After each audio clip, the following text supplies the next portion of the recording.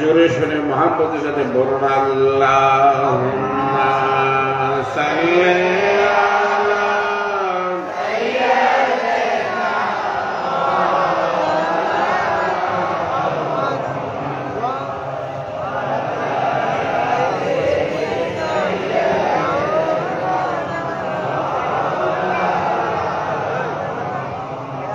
আমার নবী তোমার নবী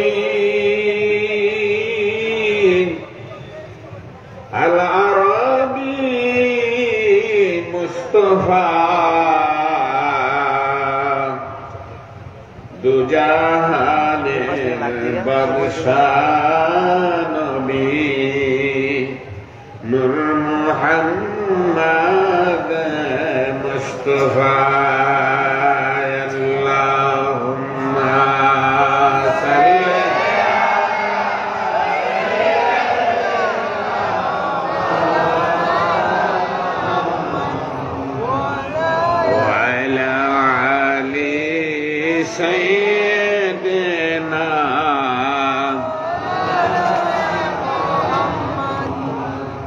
সকলে বলুন আলহামদুলিল্লাহ।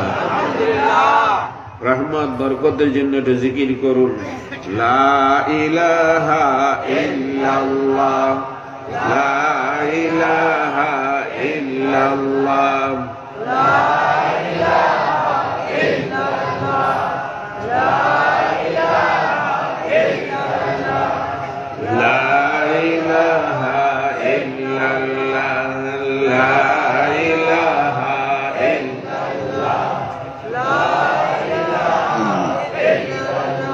لا إله إلا الله محمد رسول الله صلى الله عليه وسلم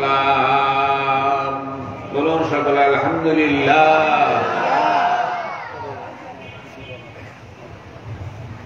কুমিল্লা একতা যুব ফাউন্ডেশনের উদ্যোগে আয়োজিত আজকের এই পবিত্র মিলাদ ও দোয়ার মাহফিলের সম্মানিত সভাপতি সহসভাপতি ও আয়োজনে যারা রয়েছেন সকল প্রতি আন্তরিক সালাম এবং যারা উপস্থিত আছেন সকলকে আমি আমার পক্ষ থেকে সালাম জানাচ্ছি। আসসালামু আলাইকুম ওয়া রাহমাতুল্লাহি ওয়া বারাকাতুহু। পবিত্র ঈদ মিলাদুন নবী উপলক্ষে আজকের এই মাহফিলে আল্লাহ পাক আপনাকে আমাকে যে আসার এবং বসার তৌফিক দান করলেন, এতে আপনারা খুশি না বেজার? কারা কারা খুশি একটু হাত তুলে দেখাই। নারে তাকবীর, নারে রিসালাত, নারে রিসালাত, মদিনার জামাত, মদিনার জামাত, নারে তাকবীর।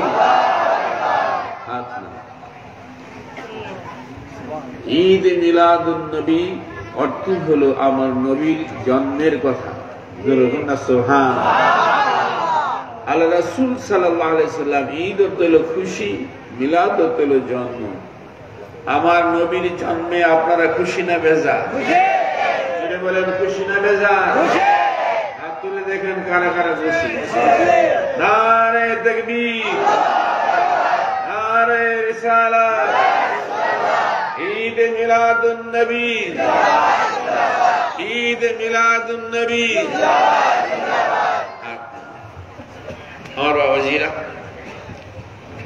আজকাল আমাদের দেশে কিছু লোকজন আছে তারা ঈদ মিলাদুন নবী খুঁজে পায় না। আসলে তারা কি লেখাপড়া করেছে তাও আমি বুঝি না। ঈদ হলো খুশি, মিলাদ হলো জন্ম। নবীজির জন্ম হয়েছে কি হয়েছে না? জোরে বলেন, আমার নবীর জন্ম হয়েছে কি হয়েছে না? যদি সেই কথাই বলে যে ঈদ মিলাদুন নবী কোথায় কোরআন হাদিসে পাই না, তাহলে তাকে মুসলমান বলা চলে না। কি বলে? কেননা আমরা লক্ষ্য করে দেখছি সেই কিতাবের মধ্যে রয়েছে যে আল্লাহ রাসূল সাল্লাল্লাহু আলাইহি সাল্লাম যে পৃথিবীর বুকে আসবেন, হযরত আদম আলাইহিস সালাম থেকে নিয়ে যত নবী রাসূল দুনিয়াতে আসছেন সকলের কাছেই সংবাদ আসছে যে এমন একজন নবী আসবেন যার জন্ম না হলে কোন কিছুই সৃষ্টি করা হইত না। কি বলেন, ঠিক না বেঠিক? এই কথা আপনারা বিশ্বাস করেন কিনা? কিন্তু আজকাল মুসলমানদের মধ্যে একদল লোক আছে, তারা মনে করে যে নবী আমাদের মধ্যে একজন মানুষ, নবীজি উসিলায় যে সবকিছু হয়েছে তারা সেটা বুঝতে পারে না। আমার বাবাজিরা, আজকাল দেখবেন আমাদের দেশে অনেক উলামায়ে কিরাম তাদের দলে চলে গেছে। নামাজের শেষে যদিও মোনাজাত করে, তারা কলেমা পড়তে চায় না। নামাজের পরে মোনাজাত শেষ করে বিরহমাতিকা ইয়া রাহমান রাহিম, কি বলেন, ঠিক কিনা? শুধু এরকম বললেই যদি দোয়া কবুল হয়ে যাইতো, তাইলে আদম আলাইহিস সালাম 350 বছর কাঁদতো না। কি বলেন, ঠিক না বেঠিক? হযরত আদম আলাইহিস সালাম 350 বছর পর্যন্ত রব্বানা যালামনা আনফুসানা ওয়া ইল্লাম তাগফির লানা ওয়া তারহামনা লানাকুনান্না মিনাল খাসিরিন, এই দোয়া পড়ছে। কত বছর? 350 বছর পর্যন্ত এই কালাম তেলাওয়াত করেছেন, দোয়া করেছেন, কান্নাকাটি করেছেন, চোখের পানিতে নহর প্রবাহিত হয়েছে।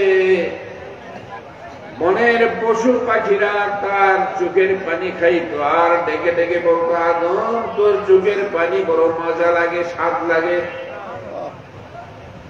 হযরত আদম আলাইহিস সালাম চিৎকার মেরে রব্বুল আলামিনের কাছে ডাক দেন, আল্লাহ, একদিন নয়, 2 দিন নয়, 350 বছর পর্যন্ত তোমার কাছে কাঁদতেছি, তোমার কি দয়া লাগে না? পশু পাখি আমার চোখের পানি খায় আর আমাকে তিরস্কার করে বলে আমার চোখের পানি বড় স্বাদ লাগে। আমাকে সৃষ্টি করিয়া ফেরেশতার দ্বারা সিজদা করাইয়া সম্মানিত জান্নাতের মধ্যে রাখিয়া একটা ভুলের জন্য আমাকে দুনিয়ায় পাঠাইলা, 350 বছর পর্যন্ত কাঁদতেছি, আমার কান্দার কি তোমার কাছে কোনো মূল্য নাই?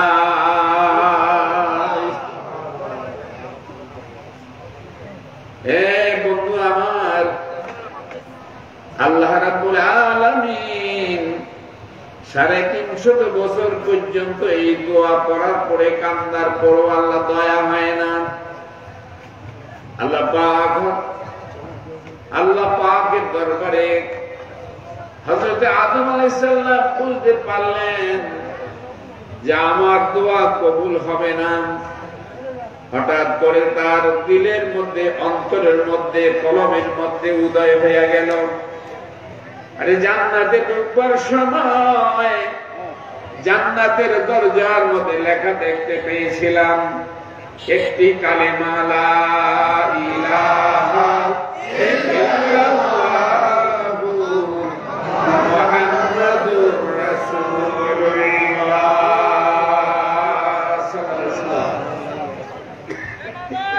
আদম আলাইহিস সালাম জান্নাতে ঢুকবার সময় আল্লাহ পাকের কাছে আরজি করেছিলেন, আল্লাহ, এই জান্নাতের দরজার মধ্যে এই নামটি কার? তোমার নামের সাথে এই নামটি কার? মুহাম্মদুর রাসূলের নামটি কার? আল্লাহ পাক বললেন, তিনি আমার বন্ধু, যাকে না বানাইলে তোমাকে বানাইতাম না। জোরে বলেন না সুবহানাল্লাহ। সর্বপ্রথম যাকে সৃষ্টি করা হলো আর যাকে জান্নাতে সর্বপ্রথম আল্লাহ পাক প্রবেশ করাইলেন, তাকেই আল্লাহ পাক জানায় দিলেন যে এই মুহাম্মদের সৃষ্টি না হলে তোমাকে মানানো হতো না। তাহলে আদম আলাইহিস সালাম কি যদি আল্লাহ পাক এই কথা বলেন, তাহলে আমাদের দেশে মোল্লা মৌলবী যারা বলে নবীজি আমাদের মতো, তাহলে কি তার কোন জ্ঞান বুদ্ধি আছে বলে বোঝা যায়? হ্যাঁ বন্ধু আমার, হযরত আদম আলাইহিস সালাম হঠাৎ করে বুঝতে পারলেন, যাকে না বানাইলে আল্লাহ পাক আসমান জমিন বানাইতো না, আমাকেও বানাইতো না। 350 বছর কান্দার পরেও যখন আমার তওবা কবুল হয় না, দোয়া কবুল হয় না, তখন হযরত আদম আলাইহিস সালাম কান্দে আর মুনাজাতের শেষে ডাক দেয়, আল্লাহ বিরহমাতিকা ইয়া আরহামার রাহিমিন না বলে বললেন, আল্লাহ বেউসিলায়ে কালেমা লা ইলাহা ইল্লাল্লাহ মুহাম্মাদুর রাসূলুল্লাহ সাল্লাল্লাহু। হে আল্লাহ, যেই কালেমা তোমার আরশের মধ্যে লেখা দেখছিলাম, জান্নাতের দরজার মধ্যে লেখা দেখছিলাম, আজকে ওই কালেমাটার উসিলায় তুমি আমার দোয়াটা কবুল করো। সঙ্গে সঙ্গে আল্লাহ পাক জিবরাইল আমিনকে পাঠিয়ে দিলেন, যাও জিবরাইল যাও, 1 সেকেন্ড দেরি করবে না। আজকে আদম যেই নাম আমার কাছে বলছে, এই নামের সম্মান, এই নামের ইজ্জত আমি আল্লাহ পাক কোনদিন বিফলে যেতে দেব না। তার সম্মান আমি বৃদ্ধি করে দিয়েছি। আমার আল্লাহ পাক আমার নবীজির সম্মান বাড়াইছে না কমাইছে? আমার আল্লাহ পাক আমার নবীর নাম লইলে আমি আল্লাহ রহমতের দরিয়ায় ঘুষ মেরে যায়। যাও আদমকে যাইয়া বলো, আজ তোমার তওবা কবুল হয়ে গেছে, দোয়া কবুল হয়ে গেছে। আজকে থেকে তুমি আর আদম না, আজকে থেকে তুমি আদম সফিউল্লাহ হয়ে গেছ। নারে তাকবীর, নারে রিসালাত। আদম আলাইহিস সালাম আদম সফিউল্লাহ হয়ে গেলেন। জোরে বলুন সুবহানাল্লাহ। এমনি যুগে যুগে যত নবী রাসূল আসছেন, সবাই কি আল্লাহ পাক এই কথা বলেছেন কি ঠিক না বেঠি? আমার বাবাজিরা, হযরতে মূসা কালিমুল্লাহ আল্লাহর সঙ্গে কালাম বলতেন, কথা বলতে পারতেন। হযরতে মূসা আলাইহিস সালাম আল্লাহর সঙ্গে কথা বলতেন।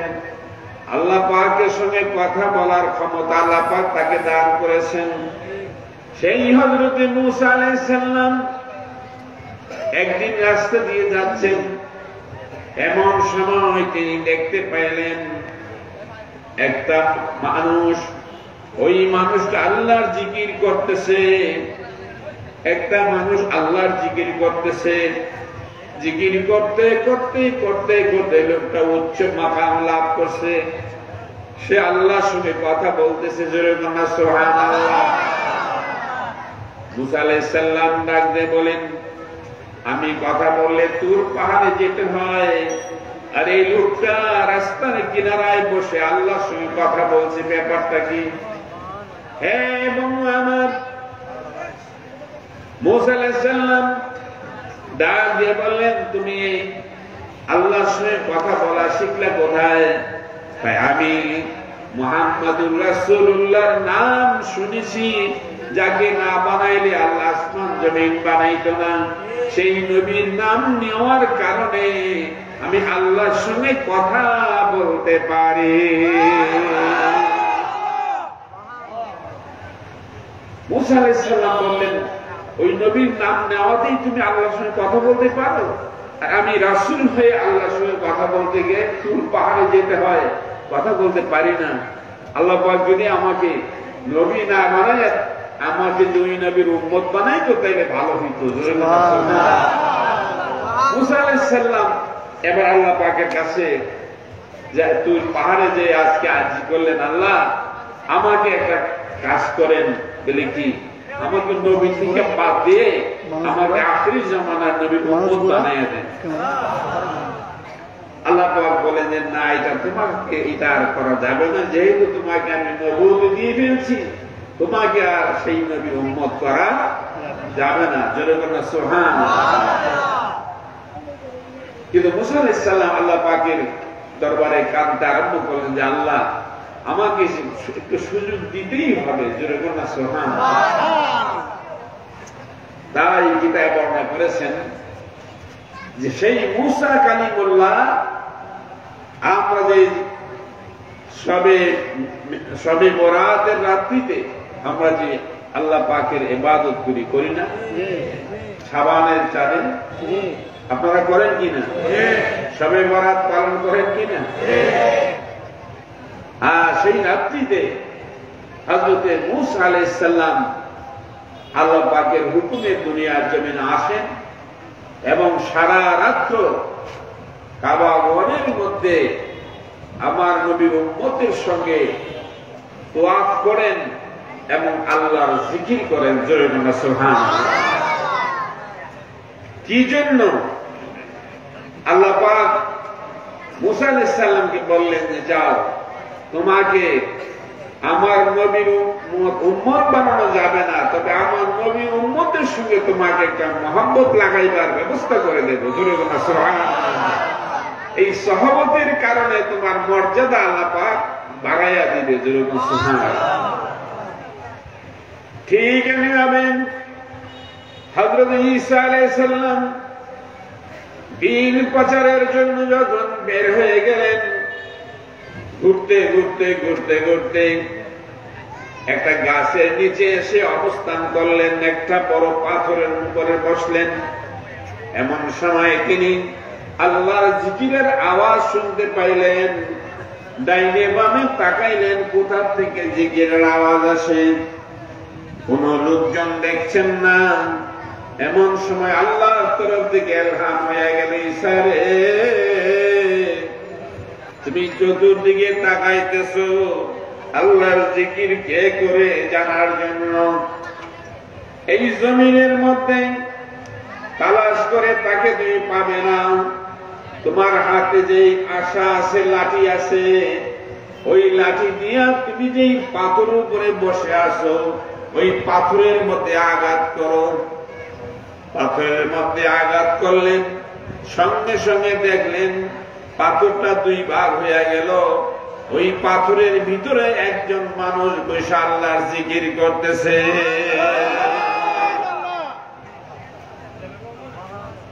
হযরত ঈসা আলাইহিস সালাম আশ্চর্য হয়ে গেলেন, পাথরের ভিতরে মানুষ, সে আল্লাহর জিকির করতেছে। জিজ্ঞাসা করলেন, ভাই তুমি কতদিন যাবত এই পাথরের ভিতরে আল্লাহর জিকির করো? সে বলল, আমি 500 বছর পর্যন্ত এই পাথরের ভিতরে বসে আল্লাহর জিকির করতেছি। হযরত ঈসা আলাইহিস সালাম ধারণা করলেন, আমার মনে হয় পৃথিবীর বুকে এইরকম আবেদ আর পাওয়া যাবে না। খানা নাই, ঘুম নাই, বিশ্রাম নাই, 500 বছর পর্যন্ত পাথরের ভিতরে সে আল্লাহর জিকির করতেছে। তার মতো ইবাদতকারী আবেদ বোধহয় পৃথিবীতে আর কেহ নাই। আল্লাহ রাব্বুল আলামিন তার এই ধারণা বুঝতে পেরে ডাক দিয়ে বলেন, ঈসা শোনো, তুমি যা ধারণা করেছ তা নয়। আখিরি জামানায় আমার একজন নবী আসবেন, যার নাম হবে মুহাম্মদ। জোরে বলো সুবহানাল্লাহ। ওই নবীর উম্মত যদি একবার কালিমা তেলাওয়াত করবে, লা ইলাহা ইল্লাল্লাহু মুহাম্মাদুর রাসূলুল্লাহ সাল্লাল্লাহু আলাইহি ওয়াসাল্লাম। ঈসা শুনিয়া রাখো, ওই নবীর উম্মত যদি একবার কালেমা তেলাওয়াত করবে, তাহলে এই ব্যক্তির চাইতেও বেশি সওয়াব আমি আল্লাহ দান কইরা দিব। সুবহানাল্লাহ। এই কালেমার দাম আছে কিনা? আছে। যেরকম আছে কিনা? এই দাম হলো কি জন্য? এই কালেমার সাথে কি রয়েছে? মুহাম্মাদুর রাসূলুল্লাহ রয়েছে। যেরকম সুবহানাল্লাহ। মুহাম্মাদুর রাসূলুল্লাহ যদি না থাকে তাহলে এই কালেমার কোনো দাম নাই, এই কালেমার কোনো মূল্য নাই। আমার আল্লাহ পাক পবিত্র কোরআনে এই জন্য ঘোষণা করে দিলেন, কুল ইন কুনতুম তুহিব্বুনাল্লাহ ফাত্তাবিউনি ইউহিব্বুকুমুল্লাহ ওয়া ইয়াগফির লাকুম যুনুবাকুম ওয়াল্লাহু গফুরুর রাহিম। সুবহানাল্লাহ। হে বাবারা, পবিত্র কোরআনের মধ্যে আল্লাহ পাক স্পষ্ট ভাষায় ঘোষণা করে দিলেন, যদি দুনিয়ার মানুষ তোমরা আমি আল্লাহর সঙ্গে ভালোবাসা করতে চাও, যদি তোমরা আমি আল্লাহর রহমত পাইতে চাও, যদি আমি আল্লাহর থেকে ক্ষমা পাইতে চাও, যদি তোমরা আমায় আল্লাহর জান্নাতে যাইতে চাও, তাহলে তোমরা আমার নবীকে ভালোবাসো। আমার নবীকে যারা ভালোবাসবে, আমার আল্লাহ পাক জানায়া দেয়, ও দুনিয়ার মানুষ শুনিয়া রাখো, শুনিয়া রাখো, আমার নবীকে যদি তোমরা ভালোবাসো তাহলে আমি আল্লাহ তোমাদেরকে ভালোবাসবো। সুবহানাল্লাহ। আমি আল্লাহ কি ভালোবাসবো?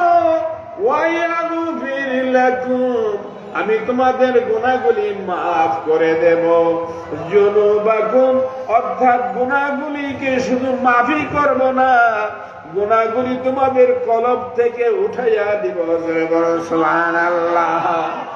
শুধু উঠাইয়াই দিব না, গুনার পরিবর্তে তোমার আমলের মধ্যে আমি নেক বসাইয়া দিব। সুবহানাল্লাহ। আরো জোরে বলুন সুবহানাল্লাহ। আমার নবীকে ভালোবাসলে লাভ না লোকসান? জোরে বলেন লাভ না লোকসান? আল্লাহ নিজে বলতেছে তোমাদের লাভ হবে তিনটা। কি লাভ? একটা লাভ হবে আমি তোমাদের গুনাহগুলি মাফ করে দেব, 2 নম্বরে তোমাদের কলবগুলি সাফ করে দেব, 3 নম্বরে তোমাদের গুনাহগুলিকে নেক বানায় দেব। জোরে বলেন সুবহানাল্লাহ। আমাদের গুনাহ আছে নাকি নাই? জোরে বলেন আছে নাকি নাই? তাহলে আমাদের গুনাহ মাফ পাওয়া দরকার আছে কিনা? কিভাবে মাফ পাইতে হবে? আল্লাহর জিকির করতে হবে, লা ইলাহা ইল্লাল্লাহু মুহাম্মাদুর রাসূলুল্লাহ সাল্লাল্লাহু আলাইহি সাল্লাম। এই কালেমার জিকির যারা করবে, আমার আল্লাহ পাক বলেন, আমি আল্লাহ পাক এই কালেমার বিনিময়ে তোমার জীবনের সমস্ত গুনাহ মাফ করে দেব। সুবহানাল্লাহ। এই পৃথিবীতে যত ওলি আব্দাল গাউস কুতুব আপনারা দেখতে পাচ্ছেন, তারা কি জিকির করে হচ্ছে নাকি না করে হয়েছে? প্রত্যেকটা আল্লাহর ওলি দরবারে গেলে দেখবেন জিকিরের দরকার। ঠিক আছে বেটি? হাদিস শরীফে রাসূল সাল্লাল্লাহু আলাইহি ওয়াসাল্লাম বলেন, তুমি একটা গুনাহ করছো চোখের দ্বারা, ওইটা কালো দাগ তোমার কলমের মধ্যে পড়ে।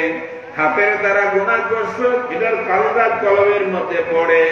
জবানের দ্বারা গুনাহ করছো, চোখের দ্বারা গুনাহ করছো, তোমার অঙ্গ প্রত্যঙ্গের দ্বারা গুনাহ করছো। এই গুনাহগুলি ওই জায়গায় থাকে না, কলমের মধ্যে কালো দাগ করে তোমার অন্তর থেকে আল্লাহর মহব্বত, নামাজের মহব্বত, আল্লাহর জিকিরের মহব্বত, নবীর মহব্বত অন্তর থেকে উঠে যাবে। তোমার এই কলবটাকে পরিষ্কার করতে হবে। এই জন্য আল্লাহর কোরআন আল্লাহ পাক স্পষ্ট ভাষায় ঘোষণা করে দিয়েছেন যে দুনিয়ার মানুষ শোনো, ফি কুলুবিহিম মারাদুন ফাযাদাহুমুল্লাহু মারাদা ওয়া লাহুম আযাবুন আযীম। হে দুনিয়ার মানুষ শুনে রাখো, যদি তোমার কলব অন্ধকার হয়ে যায়, রুগ্ন হয়ে যায়, বিমারি হয়ে যায়, আর এই রোগে যদি তুমি মারা যাও, তাহলে তোমার জন্য রয়েছে কঠিন আযাব, শক্ত আযাব। সেই কলবের রোগ ভালো করতে হলে এই কলবের রোগের চিকিৎসা অন্য কোনো ঔষধ দেওয়া হবে না। দুনিয়ার কোন ডাক্তার কবিরাজ আপনার এই রোগের চিকিৎসা করতে পারবে না। এইটা রোগের একমাত্র ঔষধ হইল আল্লাহর জিকির। আমার কথা নয়, আপনার কথা নয়, প্রিয় নবী মুহাম্মদ রাসূলুল্লাহ সাল্লাল্লাহু আলাইহি ওয়াসাল্লামের কথা তিনি স্পষ্ট ভাষায় ঘোষণা করে দিয়েছেন, লিকুল্লি শাইইন সাকালাতুন সাকালাতুল কুলুবি যিকরুল্লাহ। দুনিয়াবাসীর সব জিনিস ময়লা হয়, সেটাকে পরিষ্কার করার ব্যবস্থা আছে। কাপড় ময়লা হলে সাবান দিয়ে ধুইলে পরিষ্কার হয়, লোহা ময়লা হলে রেত দিয়ে ঘষাইলে পরিষ্কার হয়, স্বর্ণ ময়লা হলে আগুন দিয়ে পোড়াইলে পরিষ্কার হইয়া যায়। কিন্তু মানুষের কলব যদি ময়লা হয়, আগুন দিয়ে পোড়াইলেও পরিষ্কার হবে না, রেত দিয়ে ঘষাইলে পরিষ্কার হবে না, সাবান দিয়ে ঘষাইলে পরিষ্কার হবে না। এটাকে পরিষ্কার করার একমাত্র যন্ত্র হল আমার আল্লাহ পাকের জিকির। বলো সুবহানাল্লাহ। সেটি না হাদিসের ভাষা বলছেন, লিকুল্লি শাইইন সাকালাতুল কুলুবি যিকরুল্লাহ। আল্লাহর জিকিরের মাধ্যমে তোমার কলব পরিষ্কার হবে। কি রকম পরিষ্কার হবে? যে আয়নার মতো পরিষ্কার হয়ে যাবে। সুবহানাল্লাহ। आशिकू का दिल बनाया, आशिकू का दिल बनाया, आईनाए अल्लाह ने उसको रोशन कर दिया, फिर इश्क़े रसूल अल्लाह ने। सुभान अल्लाह। তুমি আল্লাহর জিকিরের দ্বারা যদি তোমার দিলকে পরিষ্কার করো, তাহলে প্রলেপ লাগাইতে হবে মুহাম্মদুর রাসূলুল্লাহ দিয়ে। সুবহানাল্লাহ। মুহাম্মদুর রাসূলুল্লাহর নূর যখন তোমার কলবের মধ্যে আসবে, তখন জমিনে বসে তুমি আল্লাহর আরশ দেখতে পাইবে। মিয়ানে আশিক মাশউক ইশকে রাম জিস, মিয়ানে আশিক মাশউক ইশকে রাম জিস, কিরামান কাতিবিন রাহম খবর নিস। সুবহানাল্লাহ। আল্লাহর জিকির যে বান্দারা করবে, তাদের অন্তর এমন পরিষ্কার হবে যে চক্ষু বন্ধ করে তারা এমন দেশে ঘুরে বেড়াবে যেই দেশের খবর দুই কাদের ফেরেশতাই বলতে পারে না।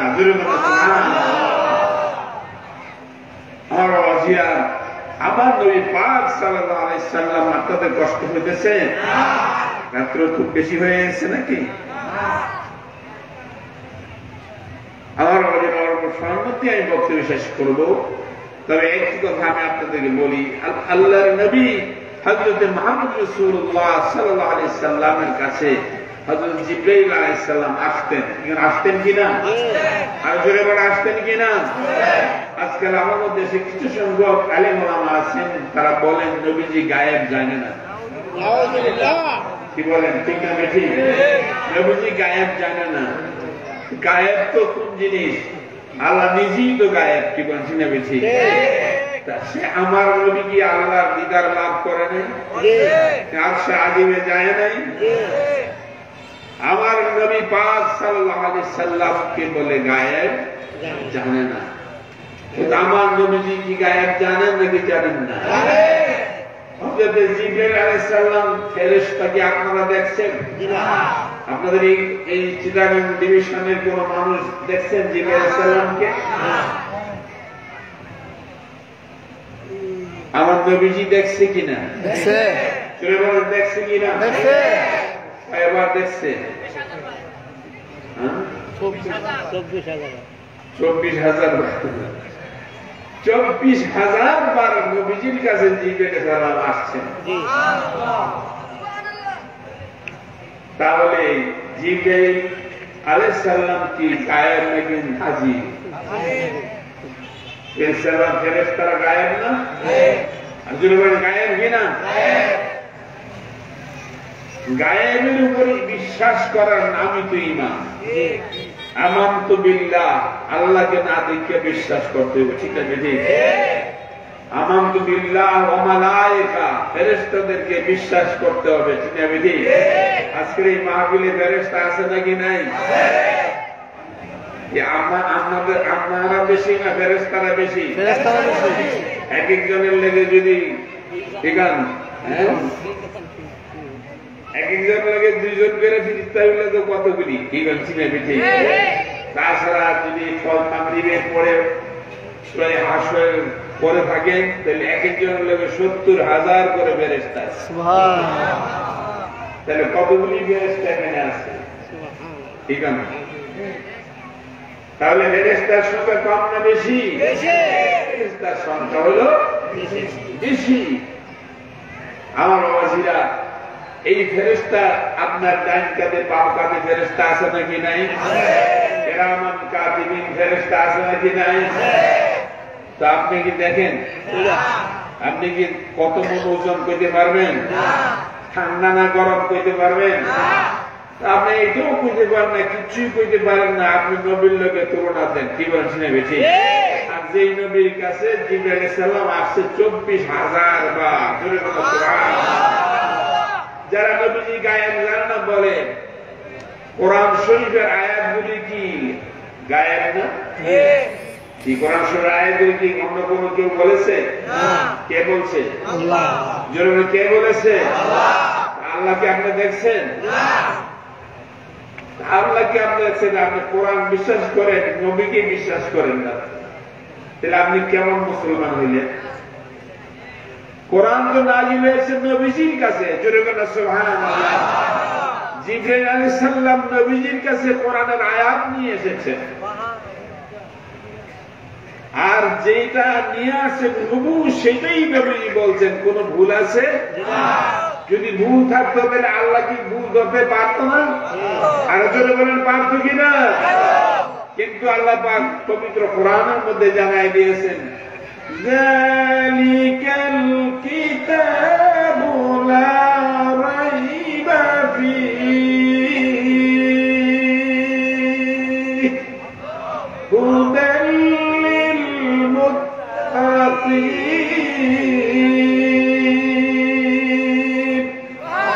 জোরে বলুন না সুবহানাল্লাহ। আল্লাহ নিজে বলতেছেন আমার কিতাবের মধ্যে কোনো ভুল নাই। আল্লাহ কইতেছে আল্লাহর কিতাবের মধ্যে কোনো ভুল নাই। আমাদের দেশে কোরআনেও কিছু ভুল আছে।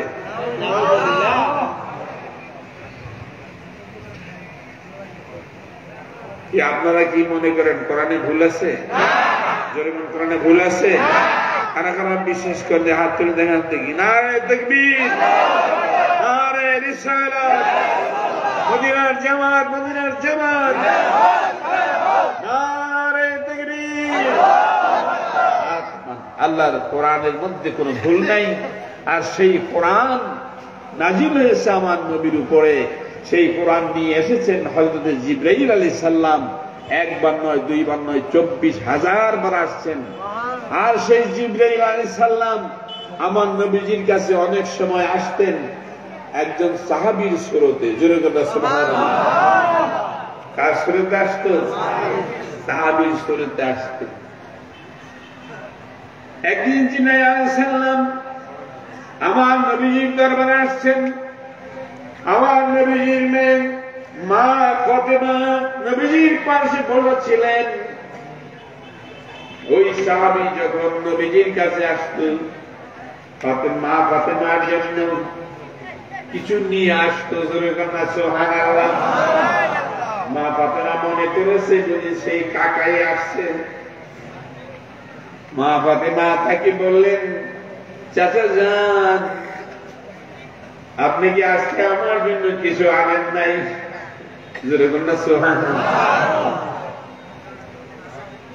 আল্লাহ বারণ করেছেন ফাতেমা খাবো,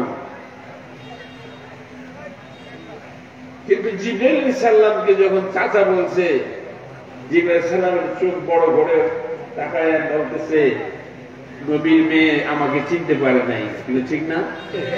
আমি তো বয়সে বড়, ঠিক না?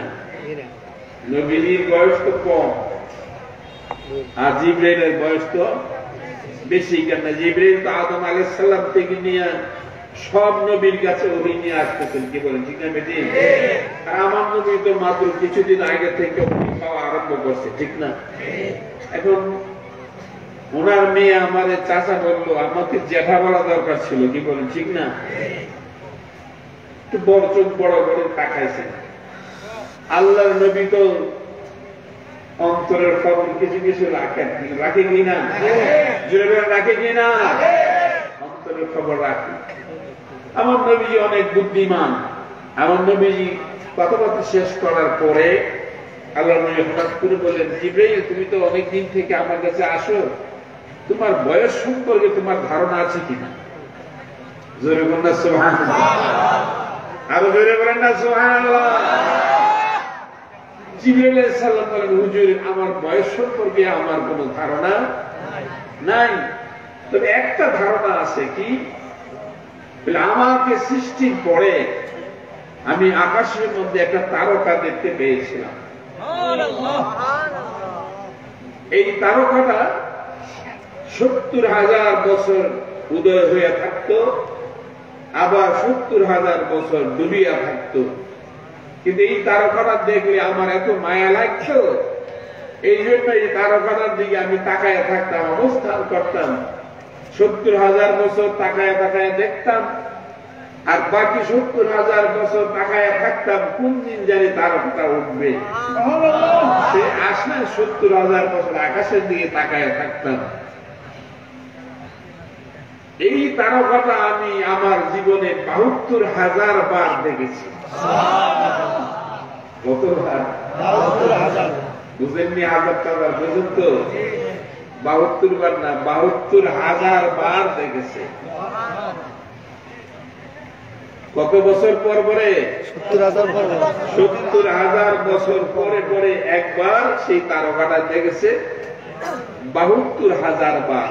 সুবহানাল্লাহ।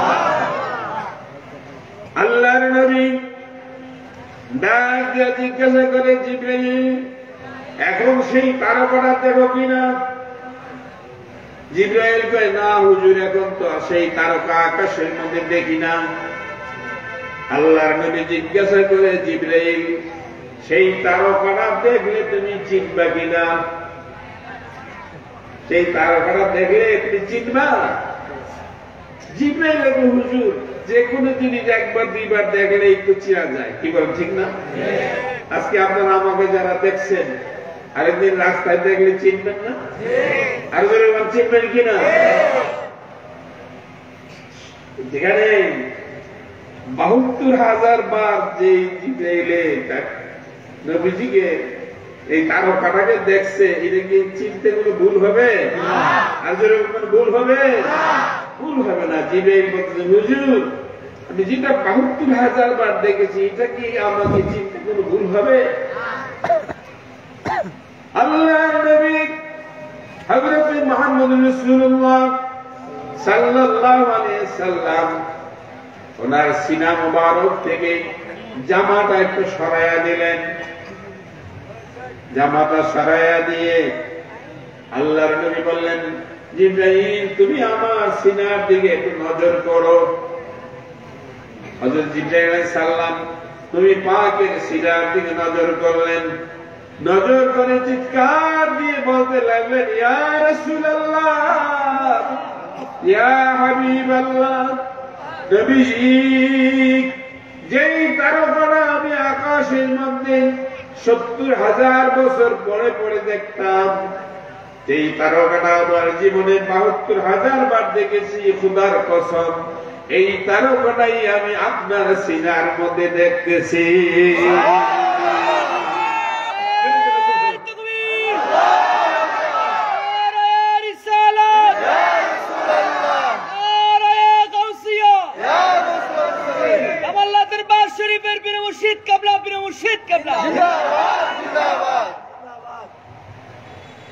আল্লাহ রাসূল সাল্লাল্লাহু আলাইহি সাল্লাম ডাক দিয়ে বলেন, জিবরাইল, ও জিবরাইল, ওই তারকাটাই আমি নবী মুহাম্মদুর রাসূলুল্লাহ ছিলাম। সুবহানাল্লাহ। ও জিবরাইল, ওই তারকাটা আমি নবী মুহাম্মদুর রাসূলুল্লাহ ছিলাম। জিবরাইল আমিন বললেন, ইয়া রাসূলুল্লাহ, জানতে চাই ৭০,০০০ বছর উদয় হয়ে থাকতেন, আবার ৭০,০০০ বছর ডুবন্ত থাকতেন, তার কারণটা জানতে চাই। আল্লাহ নবী বলেন, জিবরাইল, ও জিবরাইল শোনো, আল্লাহ রাব্বুল আলামিন আমাকে রাহমাতাল লিল আলামিন করেছেন, সেই জন্য আমি সিজদায় পড়ে আল্লাহর দরবারে শুকরিয়া আদায় করতাম ৭০,০০০ বছর, আবার দাঁড়াইয়া দাঁড়াইয়া শুকরিয়া আদায় করতাম ৭০,০০০ বছর। আমি যখন দাঁড়াইয়া শুকরিয়া আদায় করতাম তখন তুমি আমাকে দেখতে পাইতা না, আমি যখন সিজদায় পড়ে আল্লাহর শুকরিয়া আদায় করতাম তখন তুমি আমাকে দেখতে পাইতা। জোরে বলুন সুবহানাল্লাহ। তাইলে এবার আমার নবীর বয়স কত আর জিবরাইলের বয়স কত? জোরে বলুন না সুবহানাল্লাহ। আর জোরে বলুন না সুবহানাল্লাহ।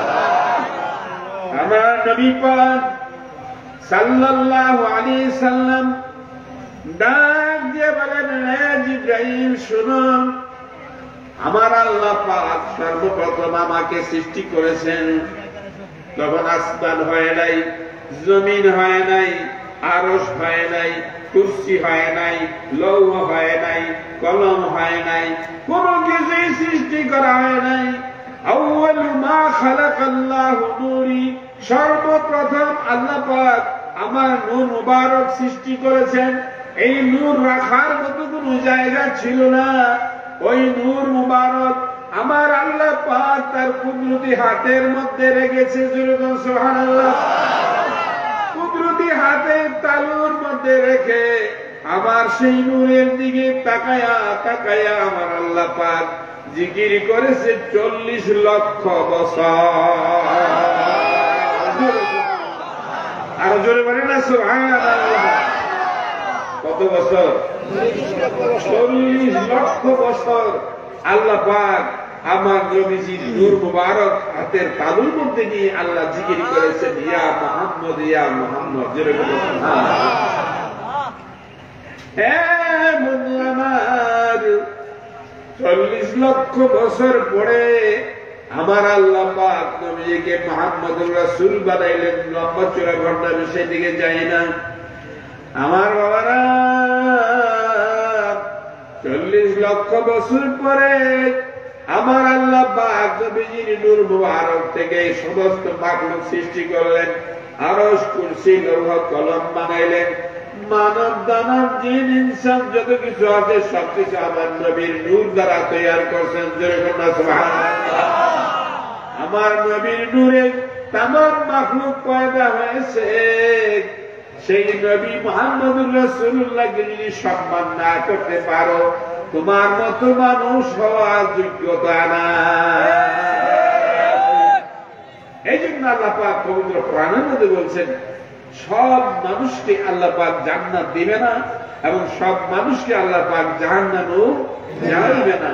কাদেরকে জ্বালাবে সেই সম্পর্কে আল্লাহ পাক পবিত্র কোরআনে সংবাদ দিলেন, وَلَقَدْ جَرَعْنَا لِجَهَنَّمَ كَثِيرًا مِنَ الْجِنِّ وَالْإِنسِ لَهُمْ قُلُوبٌ لَا يَفْقَهُونَ بِهَا وَلَهُمْ آذَانٌ لَا يَسْمَعُونَ بِهَا وَلَهُمْ أَعْيُنٌ لَا يبصرون بها أولئك كالأنعام بل هم أضل أولئك هم আল্লাহ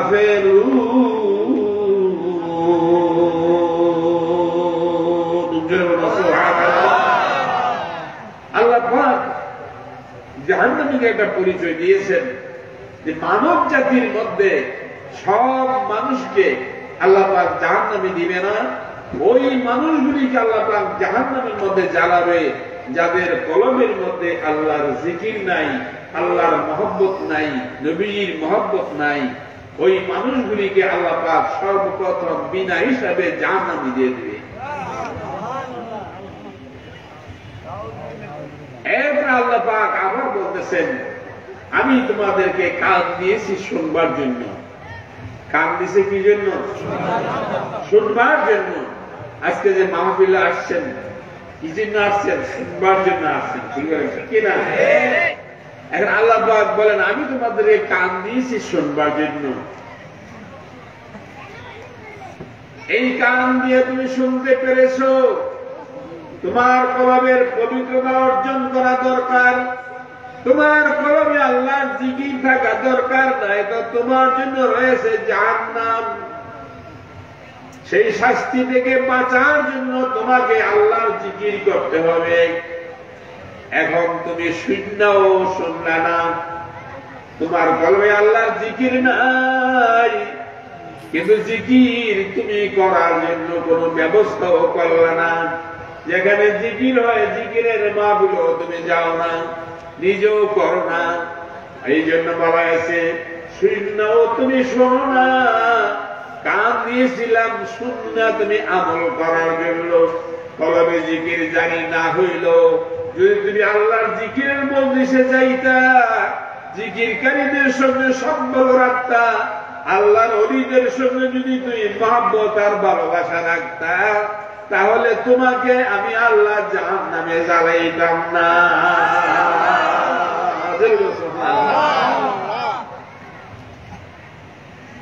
আজকাল কিছু লোক আছে পীর সাহেবদের কাছে যাইয়েন না, শিরক। ঠিক না? ঠিক না? ঠিক। আল্লাহ ওলিদের কাছে যাইয়েন না। আল্লাহ ওলিদের কাছে আল্লাহ হুকুম করে যাওয়ার জন্য, আর টাইম হুকুম করে কি যাইয়েন না। তাই না? কার খলিফা? শয়তানের। কার খলিফা? তুমি তো এই বাজার মৌলানা হয়েছে, আসলে তাই খলিফা হয়েছে শয়তানের। আপনারা কি শয়তানের খলিফাদেরকে মানবেন? কারা কারা মানবেন না? দেই হাত করে দেখেন। নারে তাকবীর, নারে রিসালাত। হাত নামান, বলুন আলহামদুলিল্লাহ। আমার আওয়াজিয়াত, আল্লাহর জিকির যদি তুমি করো, তাহলে আল্লাহ ওলিদের সাথে যদি তোমার সম্পর্ক থাকে, তুমি যদি আল্লাহ ওলির দরবারে আসা যাওয়া করো আল্লাহর জিকির শিক্ষা করার জন্য, তোমার কলবটা পরিষ্কার হওয়ার জন্য, মহব্বত রাখো, তাহলে তোমাকে আল্লাহ পাক জাহান্নামের আগুনে জ্বালাবে না। 3 নম্বর হলো ওয়ালাহুম আয়ুনুল লা ইউবসিরুনা বিহা, আমি তোমাকে চক্ষু দিয়েছিলাম দেখার জন্য। জোরে কথা সুবহানাল্লাহ। চক্ষু দিয়েছে কি জন্য? দেখার জন্য।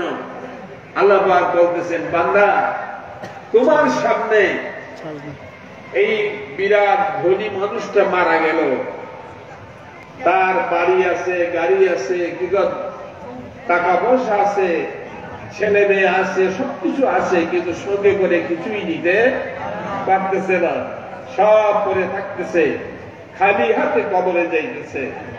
এরকম শত শত মানুষ এই দুনিয়ার জমিন থেকে বিদায় হয়ে যাইতেছে। কেউ কি কিছু নিতে পারে? কেউ কি নিতে পারে? আপনারা এলাকার সবাই মিলে যখন একটা মানুষকে জানাজা দিয়ে আসেন, তখন সেই মানুষটা যখন একা চলে যায়, তার সঙ্গে কেউ যায়? আপনজন কেউ যায়? পুরো টাকা পয়সা নেয়, দালান করা যায়, বন্ধু বান্ধব যায়, তখন আর তার আপন কেউ থাকে না। কিছু যাবে ঠিক? এই দুনিয়ায় যত দেখো আপন মইরা গেলে সঙ্গের সাথী কেউ গেলে সঙ্গের সাথী এই দুনিয়া মুসাফির খানা তোমরা জানো না আরে কত মানুষ আইল গে এলো রইল না কত মানুষ আইল গে এলো কার বাবারি কার বাগর কার বাকি অন্ধকার কবরে হবে ঘর বাড়ি অন্ধকার কবরে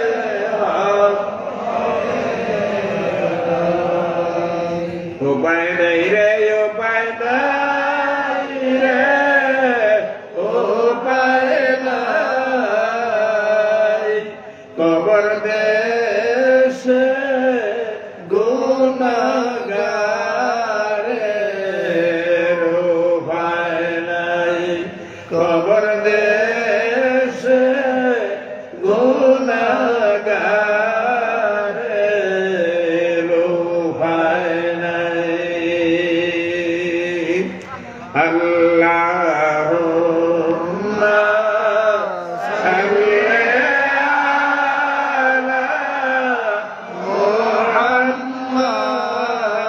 মুহাম্মাদ আল্লাহুম্মা সাল্লি আলা মুহাম্মাদ ওয়া আলা আলি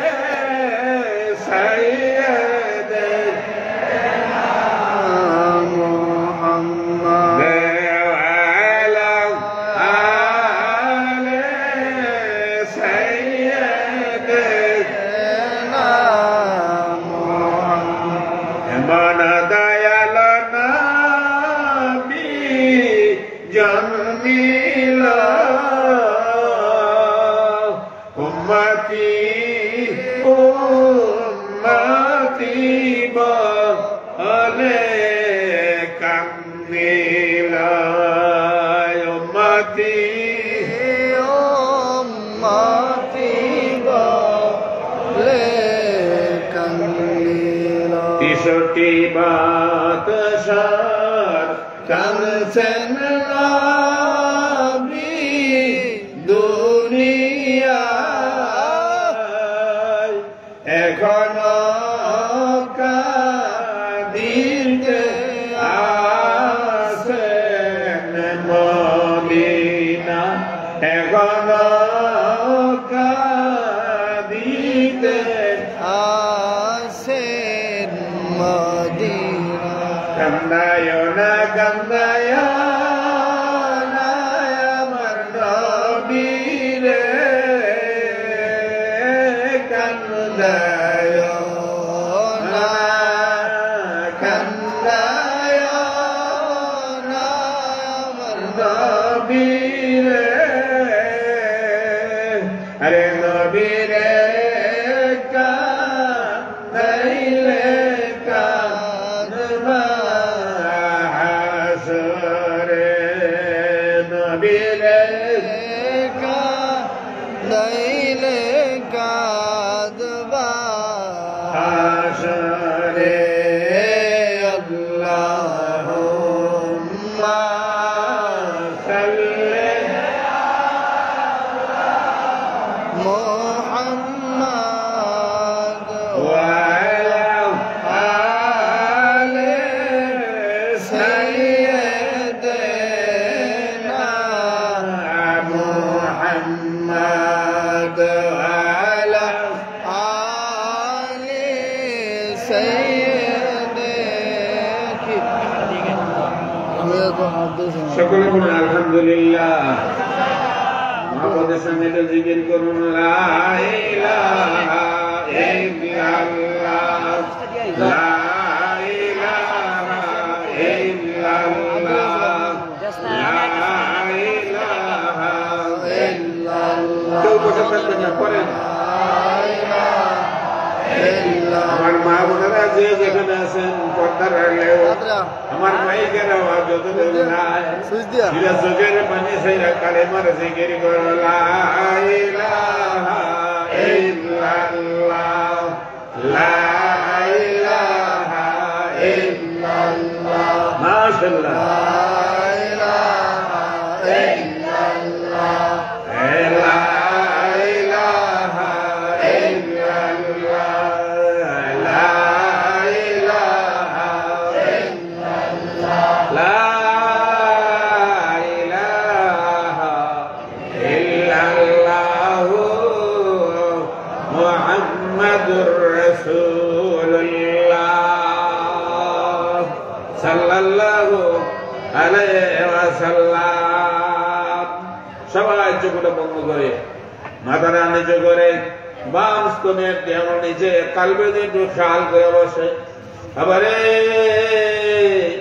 ও বাবা সুন্নি মুসলমানেরা, আবারে চোখটা বন্ধ করে কালবে দিয়ে খেয়াল করে বসেন। যার কালবে আল্লাহর জিকির নাই তার মতো আসমানের নিচে জমির আর কেহ না। হে বাবা যুবকেরা, চোখের পানি ছেড়ে দিয়ে আমার আল্লাহর কান্ড ডাকতো। তোমার মতো কত যুবক আজ অন্ধকার কবরে ফিরা কান্দে। ও আমার মা বোনেরা, খেয়াল করে দেখো গো মা, এই জমিনে তুমি চিরদিন থাকবা না। তোমার মতো কত মহিলা আজ অন্ধকার কবরে ৯৯ সাপের খোরাক হইয়া কান্দে। চোখটা বন্ধ করে কালের মধ্যে জাতের জিকির করেন।